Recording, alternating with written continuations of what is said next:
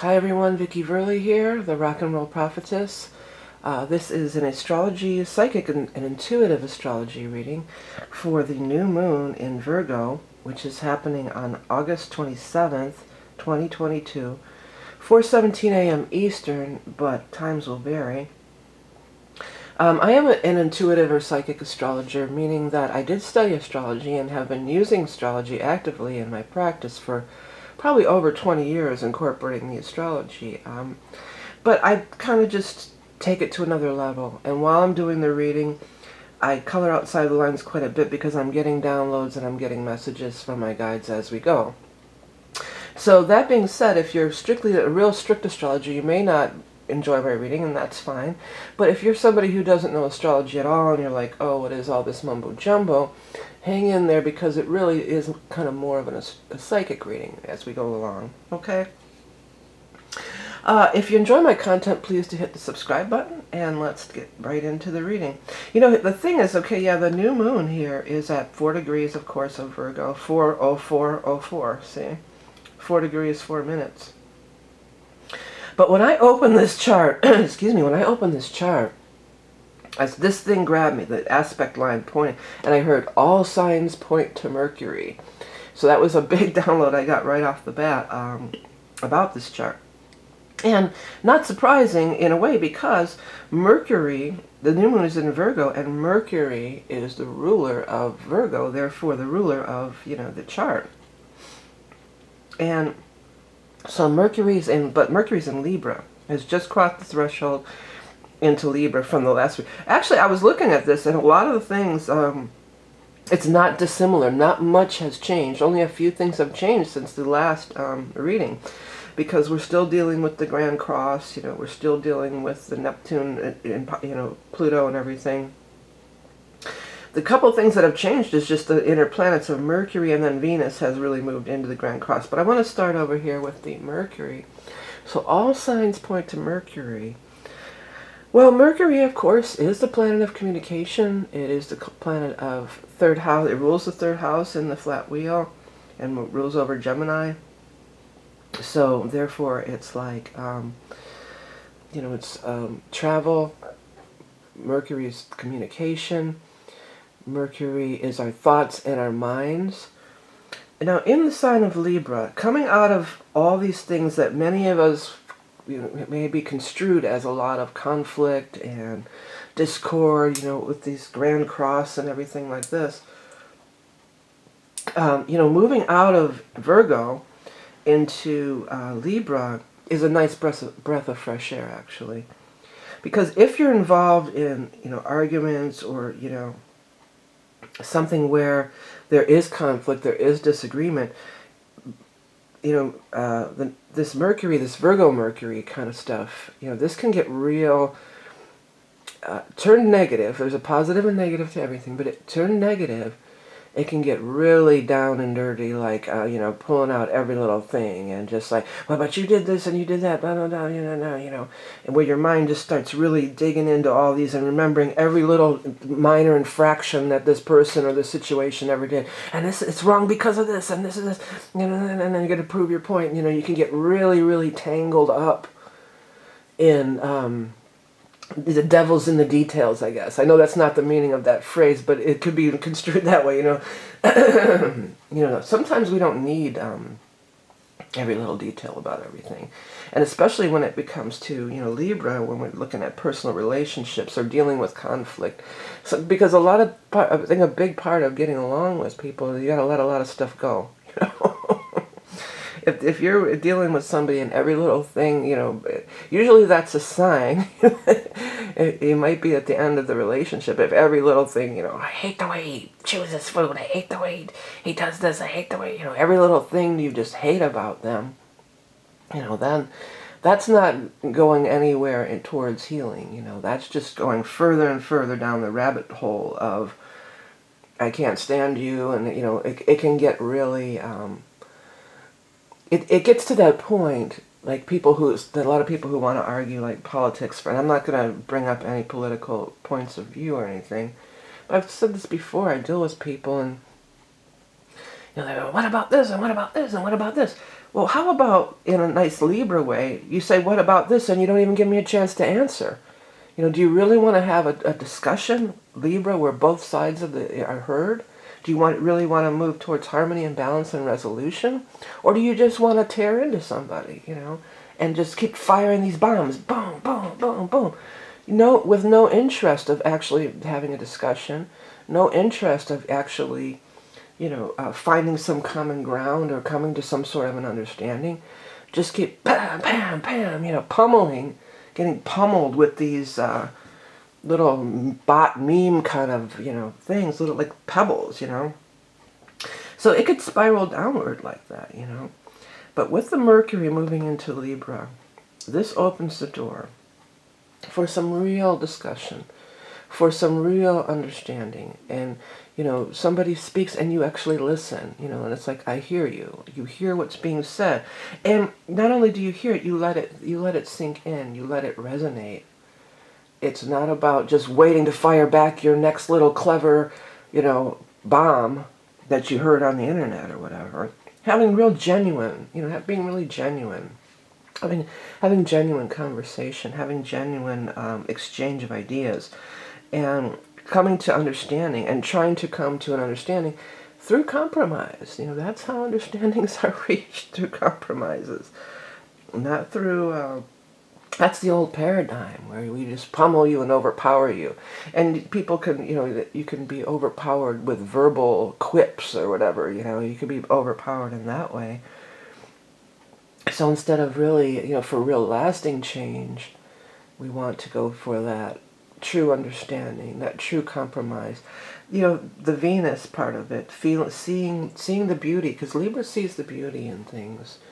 Seeing the beauty in the other, the seventh house, in the other. Seeing the beauty in it, appreciating them for, even if it's something that maybe really bugs you, you know. You know, don't let it bug you. You know, you're in control of things. You're supposed to be. So if you start going down that spiral, oh, there he goes again, picking his ears, or whatever, you know, scratching his ears, I can't stand it, ah! You know, so instead of going down that little avenue of descent, ooh, Avenue of Descent, that's a good band name. I gotta write that down real quick. I have this ongoing list of band names. So Avenue of Descent. Ooh, I like that. Yeah, Avenue of Descent. You can go down the road to freedom instead. You know, the best you ever had, to quote some Bob Marley. But anyways, yeah. So this could be our saving grace, even, you might want to say. It could be the saving grace, because that's another word I would definitely, you know, associate with this energy. Grace. You know, being in a state of grace. Understanding that everybody has annoying habits. Everybody makes mistakes. Everybody, to err is human, to forgive divine, right? So instead of, you know, focusing on that dark stuff and what your next move is going to be to take them down, and you know, all this ruckusy energy.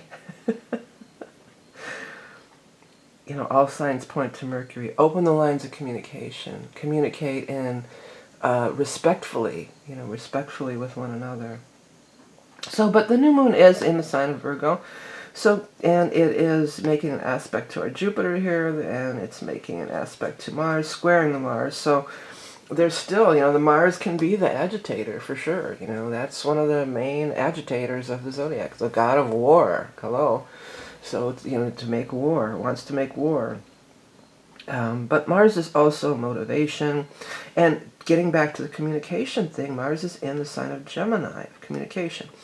So maybe this is telling us, you know, maybe we need to be aware of that we're not coming off that way.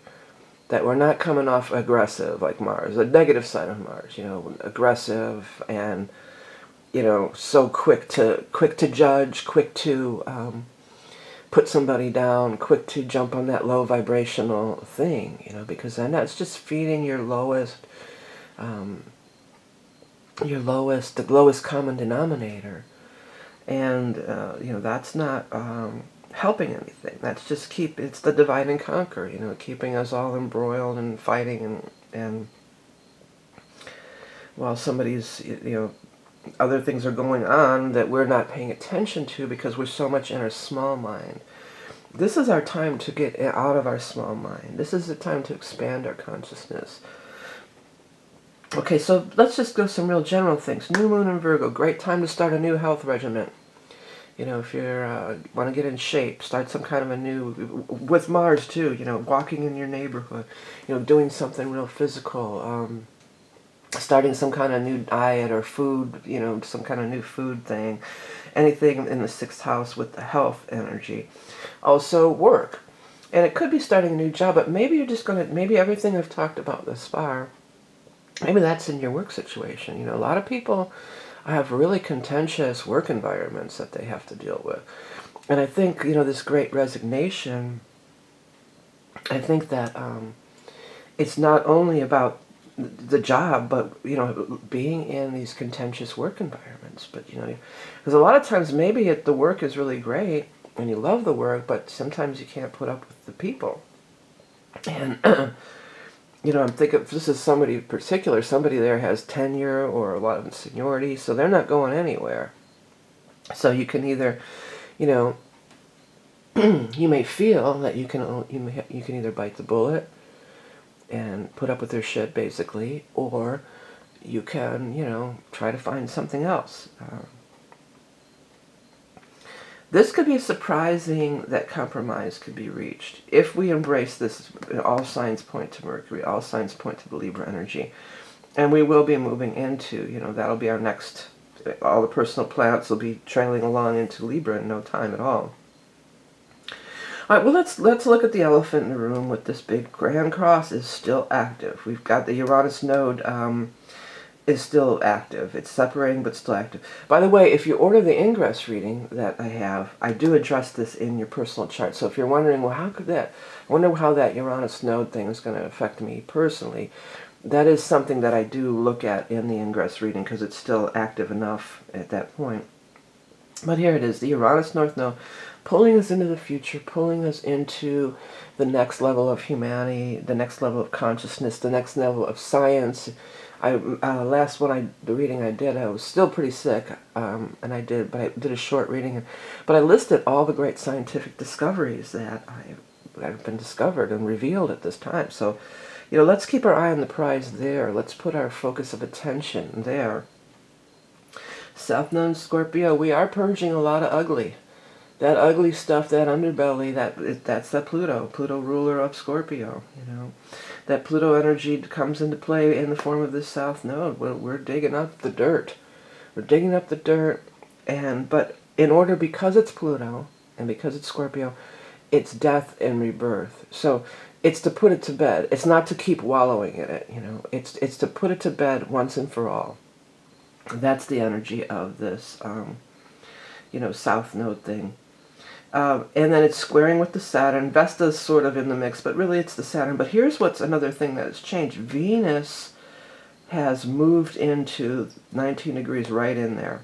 Venus is almost exactly opposed to Saturn at 20 degrees, and it is squaring up with this node. I mean, if anybody's looking for love out there, especially if you have some kind of Venus, Mars, or something in one of these planets, this could definitely be like this big moment. I'm hearing catalyst, but this big moment of finding that person. And it would be a karmic relationship. Yeah, but every time you see, if any long-term relationship, when I'm looking at relationship charts and people, there's always a Saturn, they've been together for 20 years, 30 years. There's a Saturn aspect. Because you are karmically entwined with these people. There are lessons that you need to learn. But they could be your rock or your foundation, going into the future.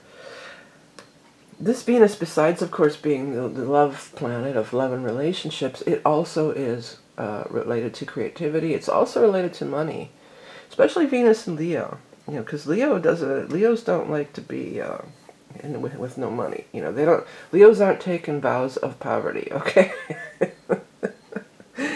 Unless they're afflicted with a lot of Virgo in their chart, could be. But for the most part, Leos like to have a nice life. They like the finer things in life. They like to enjoy the things of the physical, they like fine things. They like nice things. They like to have money to buy things and be treated like a queen or like a king. That's the Leo thing. And that's not a bad thing.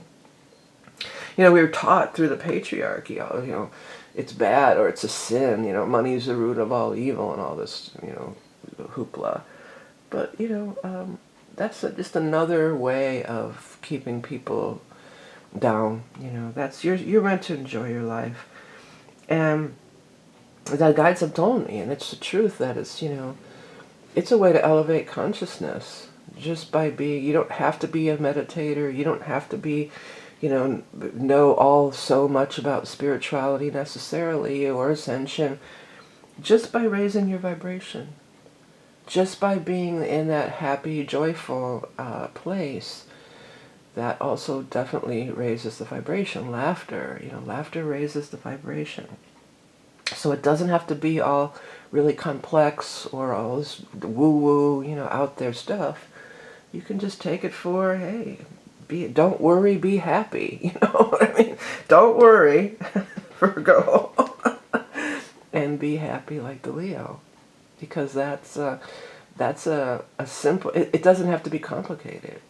It isn't complicated. It's all pretty simple.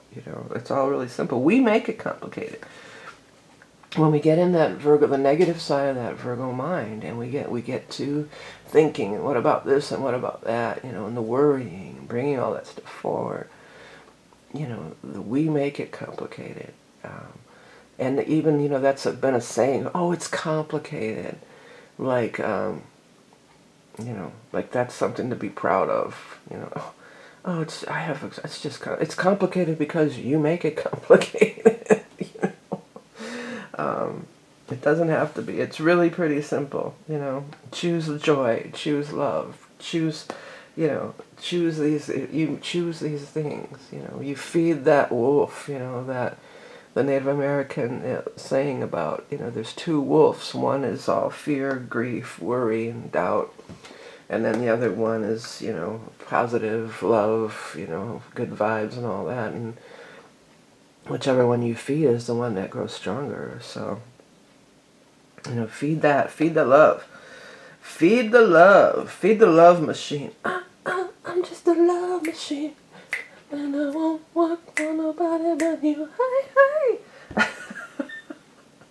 That's the guides coming through with the song. If you've not seen my readings before, that happens quite a bit. They feed me through music. So yeah, be the love machine. I like that. All right, let's see here. So back to this Venus stuff here too. The Venus coming in with the Ceres, or is that Ceres or Lilith? And wait a minute here, let me see. That's Ceres, correct? Yeah, Lilith's over here. But I don't know why Lilith's involved. Lilith is we're in these teens. There's quite a bit of these planets in these, like the 16, we've got the 15 here, and then the 13, and the 18, and then the Chiron at 15. So Chiron's in the mix. Chiron is definitely in the mix. So we're doing some heavy-duty healing. I like that the Venus series is trining, making a nice trine to the Chiron. Because let's face it, Chiron can be really a bitch to deal with. I found, like, my Chiron return was hard, really hard. You have your Chiron return around age 50, and I've had, Chiron's been a kind of a beast for me. Chiron's been hard to deal with, and it can be.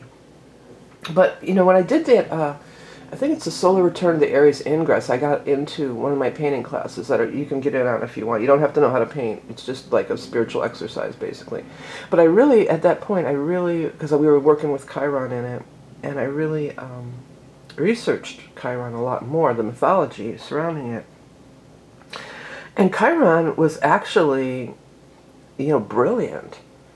Chiron was taken out of his lowly situation because the centaurs were considered like brutes and thugs, and they were just They weren't very smart. They were just, you know, part animal. They were thought of as kind of lowly beasts. You know, they weren't treated well either in the society. And it was Apollo and his sister that took Chiron under their wing and educated him and taught him about all sorts of things. And Chiron rose up to become so brilliant. So Chiron is a reminder that you can rise above your station, that your fate is not set in stone, that you don't have to fall in with the rest of the thugs or the rest of the people who are, you know, operating in a lower vibration. And also that if society tells you that you are among these lower vibration, that you're not worthy, you can rise above that. You know, you can definitely rise above that, and there's nothing, you know, there's nothing, the guides talked about that, even from the lowest of stations. I don't have my book in front of me, it was a couple of weeks ago, but anyone can rise from the lowest of stations. Don't let that be a hindrance. Don't let that, don't let any kind of outside obstacle, any kind of other, as Aries is me, myself, and I, and Jupiter's there too, emphasizing that. To the 7th house is the other, the partnership, the other, the open enemies even, you know, this is 7th, but it's me and myself and then the other, what's mirrored back. And, you know, with this Aries energy, it's like it all comes down to you. What's that song? It all comes down to you. I think it's Joni Mitchell, yeah. It's Joni Mitchell, it all comes down to you. When she's sitting in a, I can't think of the rest of it. I don't want to lose my train of thought. But yeah, it all comes down to you and your belief system and where you focus your energy. And Mercury is your thoughts. Where are your thoughts? Are your thoughts in about what that shitty thing somebody said or did, or, you know, if somebody cuts you off in traffic, are you pissed off the rest? That asshole did this, and you're telling everybody you talk to, and then and blah blah blah blah blah. Or are you just like, hey, I'm not going to let it ruin my day. I'm going to keep on rolling down the road, looking for that silver lining, looking for that sunshine thing, and little by little, and these little steps of gratitude. You know, if we are down in the dumps, a lot of people are just, or out, if you're out of sorts, if you feel like you're not, you know, out of control, or you're just out of sorts, you didn't get there overnight. Or if you're looking around and you see your life and you're just like, how did I even get here? What am I, you know, how did this happen?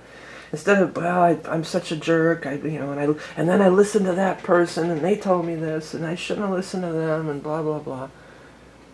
There's not fruitful to dwell in such matters, you know. It is, okay, well, I didn't get here in a day. Excuse me. Still getting a little bit over this cold. Almost done. I feel much, much, much better. I didn't get here in a day. And chances are I'm not going to get out in a day. Because if you say, well, I'm here and I want to get there, and then you're not there tomorrow and you're like, well, this sucks, this doesn't work, screw it, I might as well just accept my fate, my life sucks, and that's the end of the story, you know. But if you see a little bits of progress, and it's things that you can build on, stepping stones that you can build on, and you didn't get where you're at, if you're unsatisfied, you didn't get there in a day. I mean, maybe you did. Maybe there was some kind of, you know, tower moment. Some people that just, you know, totally, you know, knocked you off your course and threw you off. But for most part, if we're way off our path, I always use this, you know, the path thing, like our node. If we're not aligned with our node, I always use this when I do the private readings. You know, your north node, you come into this incarnation, you've got this big plan, yeah, the north node, and that's the things that I look at in the soul readings when I do the soul readings, north node and a few other things. But we all have a soul path. We all have a soul plan. Yeah, I'm gonna incarnate. Yeah, I got all this. You're excited about it. Yay, yay, yay. And then you veer off, like everyone. You veer off your path. And usually it's just a little bit of a veer off your path. But you go down this alternative trajectory, this alternative timeline, and the further you go down this alternative path, the further the gap gets from where you're heading to where you really want to be over here. So when you get these big nodal things going on, it's an opportunity to snap back into place. So when you're having your nodal return, particularly, just for everybody out there, you know, it's a time when, you know, you have an opportunity to snap back into place. And because Uranus has been so tightly joined with the North Node here, it can be pretty drastic. It can be, I don't know, seemingly out of nowhere. It can come in the form of a big miracle. But you don't have to hold out for your big miracle for as all or nothing, you know. Little things happen. Little course corrections might happen. It might not be like snap. It might be like, and then you say, oh, that's cool, thank you. And you don't focus on the negative anymore. And then you see a little more, a little more, a little more, a little. You know, it could be a very slow process. Because in most cases, it really was a slow process going there. Even if there was some kind of a big tower moment, the chances are there was, excuse me, chances are, I'm hearing that song, chances are, 'cause I wear a silly grin. I'm out of key back. Chances are, your chances are. Well, anyways, the guys are coming through with that.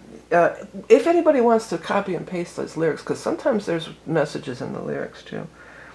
But I forget. See, when I start singing, I forget what it takes me right off of what I was saying. Chances are, your chances are. Because I'm so conscious that I'm out of key. But anyways, snapping back. Yeah. Chances are that you can. It's never too late. If you're still breathing, it's never too late to turn things around.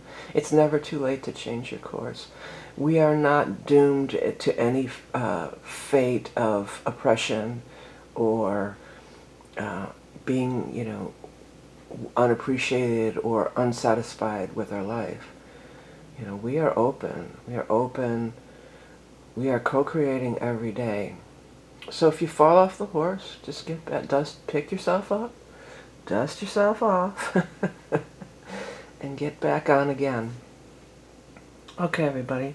Let's really vibe on this Venus in Leo. Let's really vibe on the Mercury in Libra. All signs point to Mercury. They keep saying that. So, look at our thoughts. Look at our thoughts. Look at how we're expressing ourselves. And what I've found too, like it can't really be fake happy all the time, because I'm a Capricorn with Scorpio rising. I have Venus in Scorpio.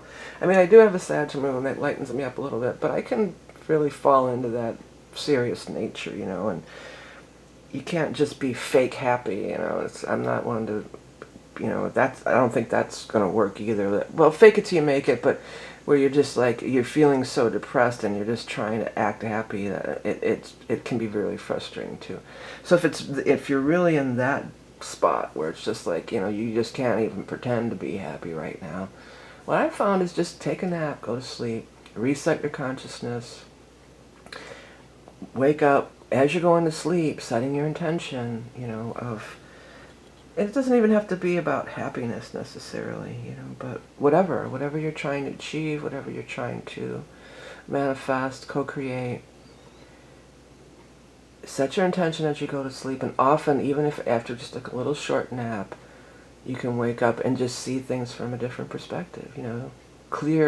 It's like a clearing the slate, clearing the consciousness of the negative thoughts. That can break that negative thought pattern if you're having difficulty getting out of it. Okay. All right, everybody. So this is the chart. Thank you all for tuning in. I am offering the Libra Ingress reading for a limited time. Many of you have been ordering it. It's a look at the Libra Ingress to the end of the year. So it's the last quarter of this year, basically, and beyond in some cases. It is astrology based, but I do definitely tune in psychically and get a lot of downloads for you personally. And as I said, I will be addressing the Uranus North Node in all these charts, because it is still active. You know, it's still in the vibration, and it is part of the Libra Ingress going forward. Let me just grab my little note thing here. I have the main aspects that I'm looking down. The Uranus North Node gets, and then there's a Venus Pluto, Venus opposed Neptune, Venus trine Uranus, Mars trine Saturn. It's conjunct Mercury. The Ingress is conjunct Mercury. It's interesting. I was just saying all signs point to Mercury. And Mercury is going to be right there at that 0 Libra, so obviously it's going retrograde.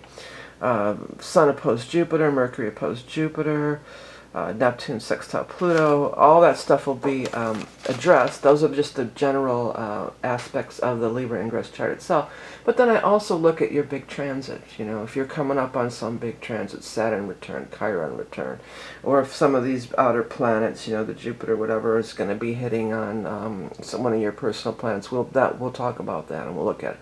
So it's an astrology transit reading, but it's also focusing on that Libra Ingress, because the Ingress charts I've found over the years, I've said this before, when I started doing these YouTube videos, I don't know, I think other astrologers were doing new and full moon charts, so I just kind of jumped on that bandwagon before I moved into doing the first tarot reader on YouTube. But anyways, I never did new and full moon charts. I never looked at them. But I always ran those Ingress charts because they are very insightful. It's a snapshot of the energy. So it's not just about where that 0 point and that 0 cardinal point is, which in this case, the upcoming one's going to be the 0 Libra. It's about the whole thing, that whole chart, that it is a snapshot of the energy going forward. And I've been using it since I started astrology, you know, back in the like mid-90s. I started with astrology, I would say. And because I was doing tarot way, you know, in the 70s. I started with the tarot. Started reading professionally in the 80s with tarot, okay?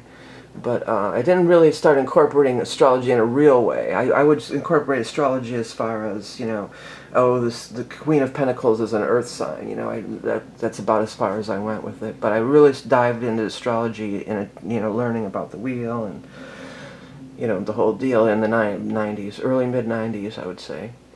But since that time, not long after that, I've always run these Ingress charts, and I've always got a lot of value out of it. That's why I do offer it as this special reading, because I do feel like there's a lot of value and insight into it as to what's the upcoming season. Anyways, thank you so much for tuning in. Don't forget to hit the subscribe button if you enjoy my content. It's really appreciated, all your support. I have books and decks. If you're into astrology, I have those astrological mandalas that it's a piece of art made from your chart, and I have other custom astrology art stuff too. That's really cool. I haven't mentioned those in a while. I can't really pull it up right now to show you, but they're really cool. I take the symbols of your sun, rising, and moon, and I put them together in like a collage art, and I use like the Hubble Space Telescope imageries in the back. It's, you know, a pretty cool thing. And then I also have the astrology glyphs, which are just, you know, a glyph of, which is like this, putting just the planetary symbols together. So if you think that maybe I can pull it up for you real quick. If you think that is something that you might be interested in, or if you're somebody who, you know, looking for a gift for somebody, you know, this is a gift that is pretty cool in itself here too. Okay, let me just real quickly, I think I can pull this up. Let's see here. Let's not lose that. Yeah, it's going to be kind of hard to see. Okay, this is the celestial art, a couple examples of it. This is your chart is incorporated into the art, and I do your animal, there's an animal totem and stuff in there too. This is the glyph I was talking about. This is made from the personal planets. I think I use your sun, rising, moon. And like it has elements, water, fire, and stuff in it too. So that's pretty cool. It's a personal pictograph or something like that. And then here is the tapestry of life mandalas that I do from your astrology chart. I use the aspect lines in the middle, and then we fill it in. And this one too, this is how the soul reading was born from, because as I was doing the coloring in and everything, I was picking up past lives and stuff too. So it comes with a mini soul reading. It's not as in-depth as the soul reading that I actually do. So yeah, I haven't brought that up in a while. I thought if anybody's interested, if you're watching this, chances are you might lean more towards astrology. So those are some interesting things that I do offer that are astrology-based. And I have other stuff too. I want to thank everybody who does support me in all the ways that you do, through my books, decks, all these. And if you're interested in channeling, I do have 2 full channeled books out. I'm finishing up my 3rd one right now.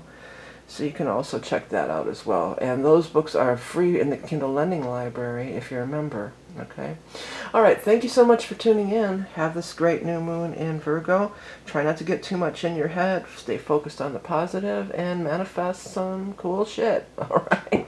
Thanks for tuning in. Have a great one. Bye.